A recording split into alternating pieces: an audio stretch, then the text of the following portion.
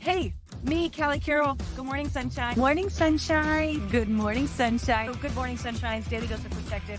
Good morning, sweet baby sunshines. Good morning, sunshines. Let's get started. Well, hey guys, Callie Carroll here. Good morning, sunshines. We're talking about the seventh floor, which doesn't make sense now, but it's about to make sense in a couple minutes. Until then, though, just comment, say, hey, good morning, sunshine, wherever you're at, whether you're listening or watching in the comments, and then share something that you're grateful for. Actually, write it down. Tell the universe, thank you, thank you, thank you for my hot cup of coffee in the morning. It makes me feel energized, and I just can't imagine my life without it. And when you do that on a continual basis, you'll see how your body and your brain start to connect, this like reroute your brain to feel and find happiness on a regular basis, which is really important when you don't know what sort of life situations you're going to be walking into, kind of similar to what we're going to be talking about today. So go ahead and practice those things. And then let's talk about the seventh floor. Last Friday, I had an endocrinology appointment for Whitten John.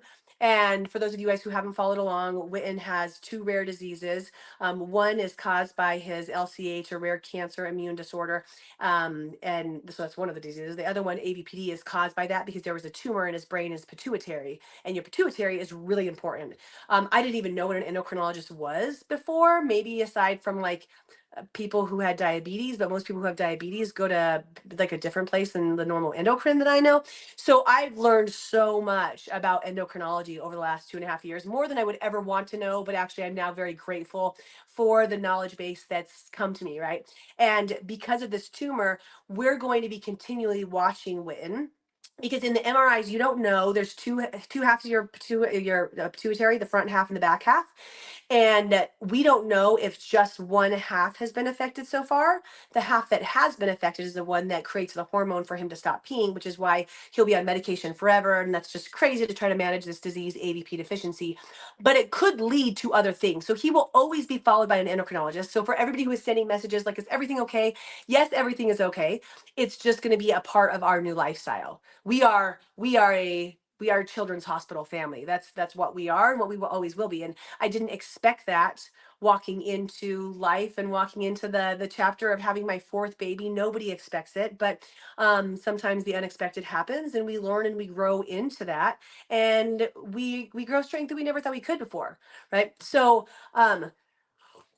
we'll always be going to endocrinology, and they check for other things. So they check for his growth hormone, they check for his like testosterone, they check for your cortisol levels, and he's growing fantastically, by the way. In fact, he's grown 3 inches since we saw them last. So he was like, if anything, he's kind of growing rapidly, which could be a sign that testosterone, like of having early puberty, which wouldn't be good. So we have to follow and watch for certain things. But I think it's because he's drinking a mad amount of freaking shakes. I mean, this kid either doesn't eat a lot. The amount of nutrition his body gets is absolutely ridiculous.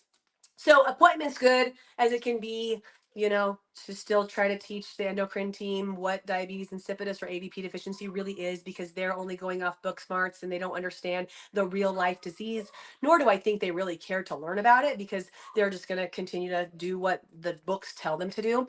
But aside from that, all is well. So after that, we're like, we come out of the appointment, and the boys had made a couple requests.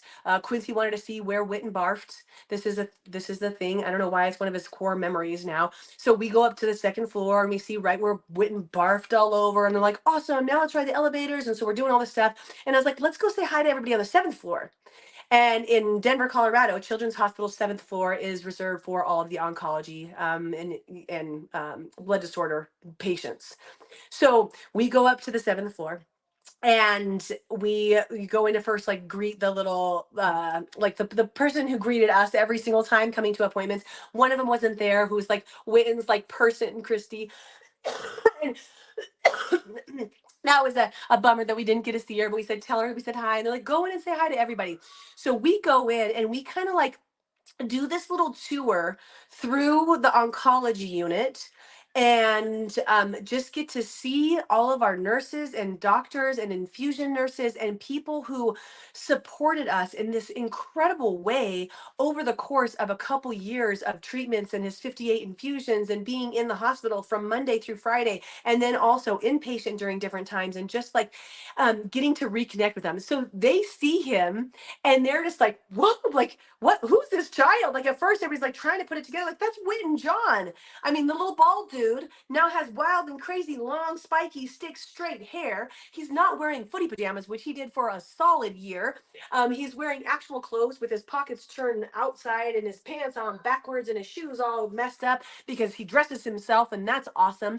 And we just got to go through in a state of positivity and health and just walk around and say thank you and just give everybody the opportunity to see each other and see how much he's grown and see how far he's come, which was a really neat experience. And also, as we're doing that, there is this obvious connection that we're walking past these different families, right? They're possibly just starting their journey. They've just gotten their diagnosis. Their world is completely upside down. I know they haven't slept in months and months. They're trying to figure out how do they get all of the vomit out of all of the places. They're trying to figure out how to comfort their person. They're in this like state of, I would say, like, at first you're kind of like in a zombie state when you like surpass some sort of trauma or big thing, right? Like, where you're just like, you're just doing life, to like doing the best that you can to try to react to all of the different surprises that you come across and things that you have to overcome. And watching that and just really emotionally and empathetically connecting to the energy. Kids are having fun upstairs. Just ignore it and listen to me. Connecting to the energy of what is on that unit and the floor and where I'm at, and seeing this little girl, like, she's playing with our nurse, and she's like trying to touch all the walls, and just seeing how loving everybody is to each one of them. And there's laughter in some rooms, and just quiet parents just sitting reading while their child sleeps in other rooms, and other ones the kids are actually like actively playing or watching a movie, and some people even walking around with their infusion poles because they feel good enough to do that. And it's like this gut check, and this reality of life, that people are in different phases of their life. People are in different phases of their trauma and their joy and their growth and their twists and turns, and just acknowledging that and getting to really connect to the gratitude for where you're at, especially for where we're at. We're walking through healthily. And what was really neat about that as well, you guys, is that those families that saw us getting to like celebrate, or like we're taking pictures with the bell, and people, families are walking by, and like, that's your bell, Whit and John. He's like standing up there, he's like, take my picture, mom. And that's where we took the picture when you had your big parade. And the other family is getting to see this hope in this little child, this little boy with all this hair who's wearing clothes, who has gone through it and come out on the other side, who is now NAD. And it gives them hope, even though they're currently in a state of trauma, they get to see the hope on the other side. So it's positive for all of us to have this experience. And then it just like, it really had me connect to that first day where we went into the hospital to have Whitten's water deprivation test, because we didn't know anything at that point. And when I was walking in, I just was like looking around the hospital, like, just my heart fell. It just, for all of these children's hospital families, is what my like quote around my, this, wow, like, you can see, like, they're children's hospital families. They have babies. They're having to overcome something as traumatic as their child being sick or injured or unable to do certain things or have certain different productions of their body. And you see them, and they're tired and they're weary, and they've been wearing the same clothes, you can see, for multiple days, and their faces are worn, and they've got the hospital bracelets on. You could tell who the children's hospital families were. They knew where they were going. They know every floor. They know where all the break rooms are, and where you can go get the little massage if you need to, and where you can just check out in a corner. And you see people like crying in different areas, or celebrating and doing their best to like bring joy to the families that are around them. And as I walked in, and I was like, wow, these children's hospital families, like, my heart goes out to them. And then a week later, we walked out one of those children's hospital families that I was like, okay, wow, we are forevermore. We are this. This is us forevermore. And that was a really big, like, um twist in our chapter, right? Like in our life story, it's like this, not, I don't want to say it was a pivot. It was just like a, like, this is what you guys get to persevere through, because it will never be anything but. And I think something that's so special about connecting to this message today is that we all we all have pivotal moments in our lives. Maybe it's not being a children's hospital family or knowing what the seventh floor is, but we have these pivotal moments that might not have felt that great to go through, but you did grow through, right?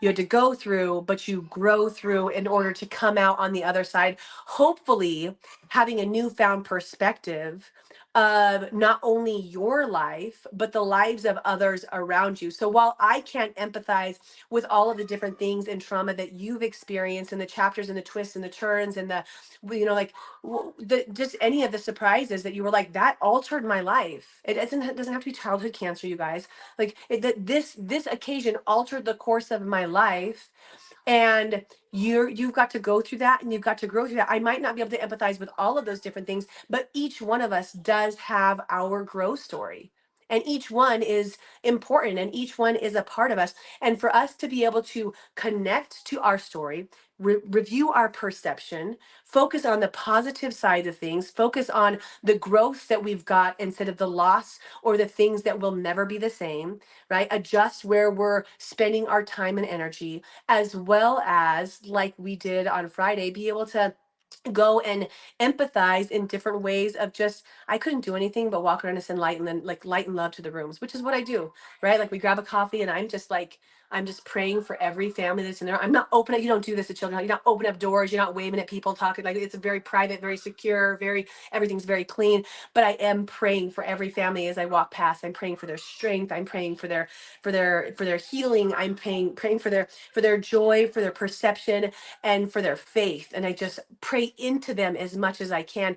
And then try to be, now that we're on this other side of our journey, be this light, be this side where we get to like take this stand of what is possible even through traumatic experiences.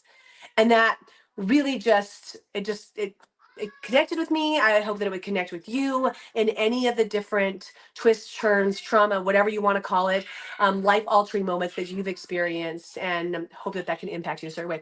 You know what I have been doing at the end of Good Morning Sunshine, or our daily dose of perspective? By the way, guys, is that confusing to anybody else?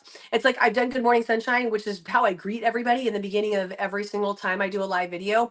But also I was just thinking about how really my focus is perspective, parenting, and positivity. So I was like, I'm just gonna give a daily dose of perspective around those things. But we're all still Good Morning Sunshining, right?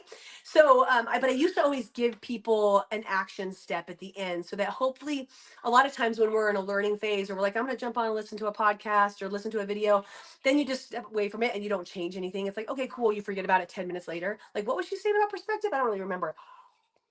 But if you can take the information and walk away, excuse me, getting over this. That's from Parents Weekend, I think. So if you can take that and you can walk away and do something with it, then you can often connect to it more. So let's just have what can we do from here?